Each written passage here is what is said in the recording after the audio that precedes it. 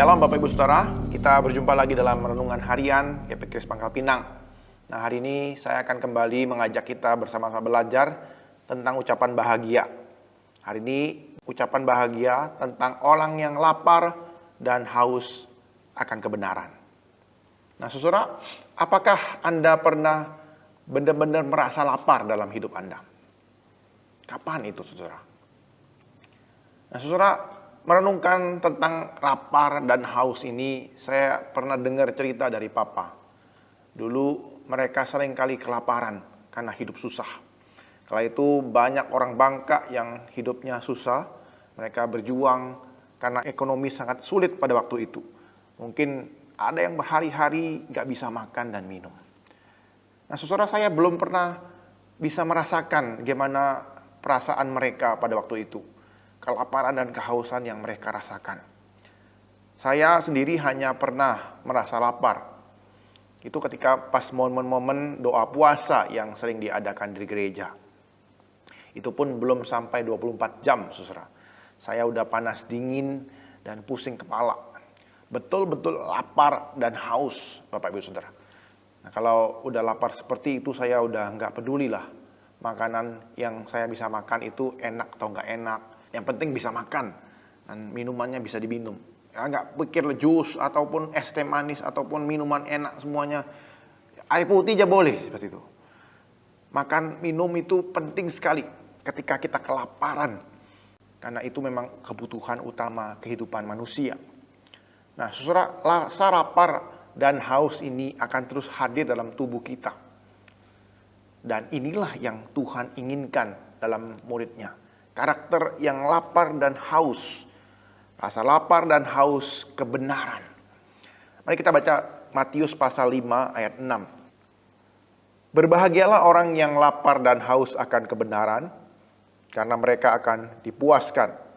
Berbahagialah orang yang lapar dan haus akan kebenaran, karena mereka akan dipuaskan. Nah, saudara, Yesus menggunakan sebuah metafora orang yang lapar dan haus. Ini menunjukkan kepada kita sesuatu, bahwa rasa lapar dan haus ini dorongan yang bukan cuma ada di manusia, tetapi semua makhluk pun punya rasa lapar dan haus ini. Nah, keinginan ini gak bisa digantikan dengan apapun. Nah, ketika manusia lapar dan haus itu, dia hanya butuh makanan dan minuman. Dia gak butuh uang. Dia gak butuh intan dan permata ataupun harta yang banyak. Dia cuma butuh makan dan minum. Ketika itu dipenuhi, ia tenang, ia selamat, saudara. Nah, ketika ia dikasih uang, nggak bisa, tetap dia lapar, akhirnya dia akan mati seperti itu. Nah, metafora lapar dan haus ini dipakai Yesus untuk menjelaskan kepada kita beberapa hal yang penting. Ada 3 poin. Nah, saudara, lapar dan haus itu menunjukkan bahwa manusia itu ada hasrat yang kuat akan sesuatu. Dalam hal ini, makanan dan minuman. Nah, sama seperti itulah ketika manusia menginginkan makanan dan minuman karena udah lapar dan haus. Mungkin dia udah gak makan berhari-hari. Dia hanya kelaparan dan kehausan. Benar-benar pengen makanan dan minuman. Bukan keinginan yang biasa ya, seperti kita pengen makan itu, pengen makan ini, ngidam ini atau ngidam itu. Bukan seperti itu. Tapi ini udah ada kelaparan. Benar-benar hasrat yang tinggi sekali untuk makan dan minum. Nah, itu bisa digambarkan oleh pemazmur. Ia mengungkapkan dalam Mazmur 42 ayat 1-2. Pemazmur mengungkapkan kehausan seperti rusa yang haus merindukan air. Benar-benar haus, rusa itu haus sekali. Nah, kemudian ada lagi contoh lain ketika Yesus mau dibaptis. Yesus menunjukkan hasrat yang kuat untuk melakukan kehendak Allah. Ketika ia berkata, mari kita melakukan kehendak Allah ini, menggenapkan kebenaran Allah. Seluruh kehendak Allah. Ia menanggalkan kehormatannya sebagai anak Allah. Dia mau dibaptis oleh Yohanes Pembaptis. Hasrat yang kuat, saudara. Kemudian kedua adalah persandaran yang total. Bersandar total. Sama seperti manusia nggak bisa bertahan hidup tanpa makanan dan minuman. Demikian juga manusia tidak bisa hidup tanpa kebenaran. Nah, bahkan Tak kala hidup kita itu terancam sekalipun, kita lebih memilih kebenaran daripada kehidupan. Dan itulah yang Yesus teladankan dalam kehidupannya. Ketika ia dicobai oleh iblis, dia udah puasa 40 hari, 40 malam. Ia tetap memilih bersandar pada firman Tuhan daripada memuaskan kelaparannya.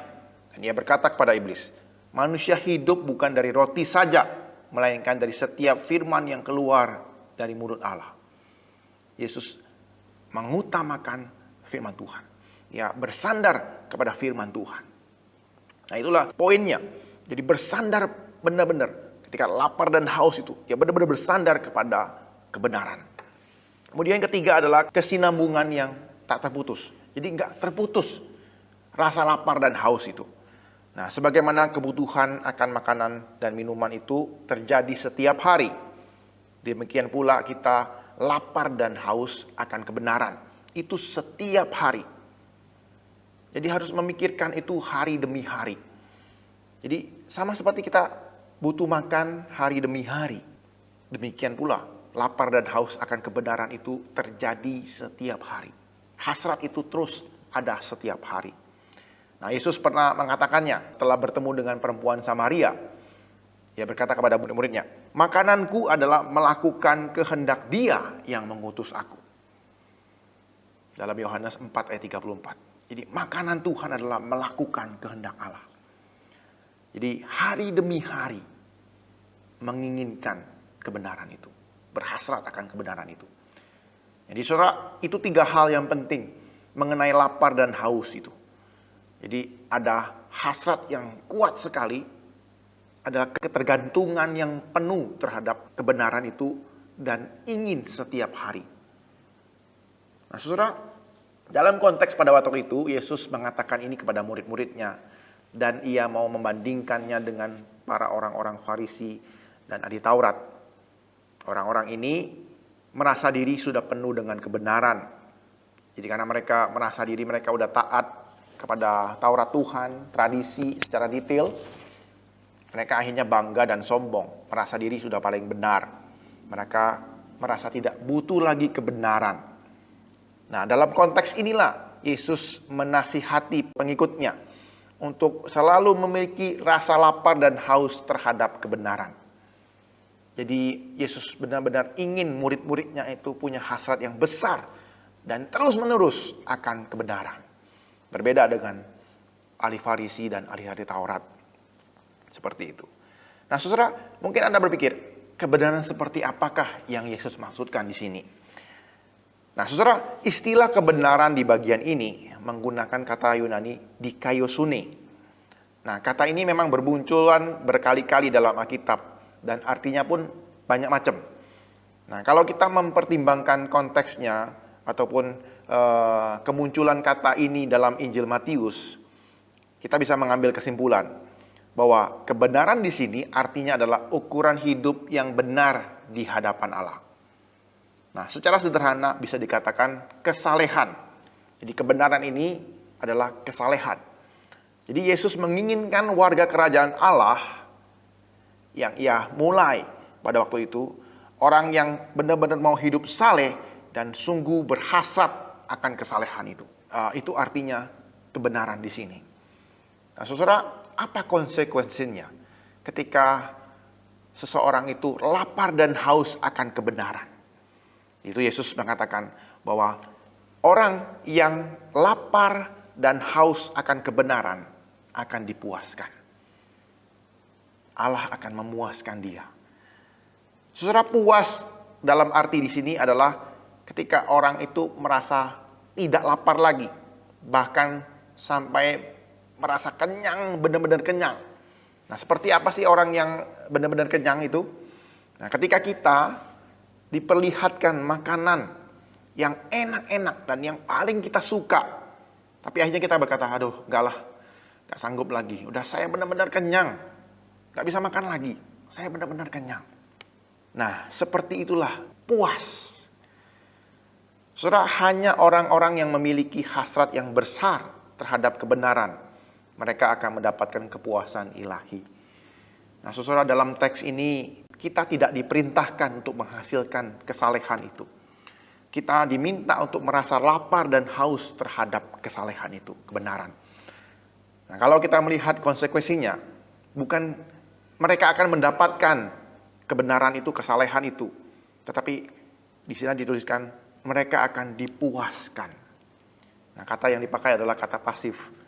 Jadi di sini kita bisa mengerti bahwa Allah lah yang akan memuaskan kita. Akan kesalehan itu, akan kebenaran itu dalam kehidupan umat Tuhan. Nah, saudara, kepuasan itu adalah anugerah Tuhan. Inilah yang menjadi berkat Tuhan kepada mereka yang lapar dan haus akan kebenaran. Saudara, kita bisa melihat bukti perkataan ini dalam kehidupan kita sehari-hari. Saudara, kita bisa melihat bahwa tidak semua orang bisa puas dalam kehidupannya. Meskipun mereka sudah banyak harta ataupun mereka sudah tenar. Seorang konsultan di Amerika Serikat mengungkapkan penemuannya bahwa banyak orang-orang yang terkenal yang ia layani. Mereka merasa tidak puas dengan kehidupan dan pencapaiannya. Padahal mereka adalah orang-orang yang top, orang-orang yang kaya, orang-orang yang berpengaruh. Saudara, ia mengatakan bahwa kesuksesan itu tidak berjalan seiring dengan kepuasan manusia. Ada manusia yang hanya terkenal sekali, luar biasa kaya, tapi ia hanya nggak puas dalam hidupnya. Bahkan ada yang bunuh diri. Ada yang orang yang hidupnya biasa-biasa aja, tapi ia benar-benar menikmati hidupnya dan puas dengan kehidupannya. Saudara, kepuasan yang Tuhan berikan itu adalah hal yang paling bahagia. Kepuasan yang tidak dipengaruhi oleh kondisi kehidupan kita. Entahkah itu kaya ataupun miskin, sehat ataupun sakit, ketika kita di atas ataupun kita di bawah, kita tetap bisa menikmati hidup ini dengan penuh sukacita. Itulah kepuasan yang benar-benar indah dan anugerah Tuhan kepada setiap kita. Mari Bapak Saudara kita memperjuangkan hasrat lapar dan haus akan kebenaran ini. Mari terus menggebu-gebu mencari dan melakukan kehendak Allah. Dan percayalah akan janji Tuhan. Apa yang kita hasratkan ini tidak akan sia-sia. Tuhan akan memuaskan kita. Tuhan akan memenuhi kita dengan kesalehan, dengan dirinya yang tak terbatas. Kiranya Tuhan boleh menolong kita dan menguatkan kita akan firman-Nya pada hari ini. Berbahagialah kita yang haus dan lapar akan kebenaran. Memperjuangkan kesalehan. Berhasrat akan kesalehan hidup. Karena kita akan dipuaskan oleh Allah. Mari kita bersama-sama berdoa. Tuhan Yesus, kami bersyukur buat kebenaran firman-Mu yang telah kami terima. Tolong kami Tuhan, berikan kami hati yang terus berhasrat akan kebenaran-Mu. Tuhan, tolong kami, mampukan kami Tuhan, untuk memperhatikan hidup kami Tuhan. Untuk menginginkan kesalehan, kehidupan yang benar di hadapan-Mu Tuhan, hari demi hari. Terus menginginkannya Tuhan, terus memperjuangkannya Tuhan. Dan biarlah Tuhan kami boleh menikmati, Engkau boleh memuaskan kami. Engkau boleh memenuhi kami dengan diri-Mu saja Tuhan. Sehingga akhirnya kami boleh semakin hari, semakin menikmati Engkau, semakin serupa dengan Engkau. Terima kasih Tuhan Yesus. Terima kasih buat kebenaran firman-Mu ini. Demi nama-Mu kami ucap syukur dan berdoa. Amin.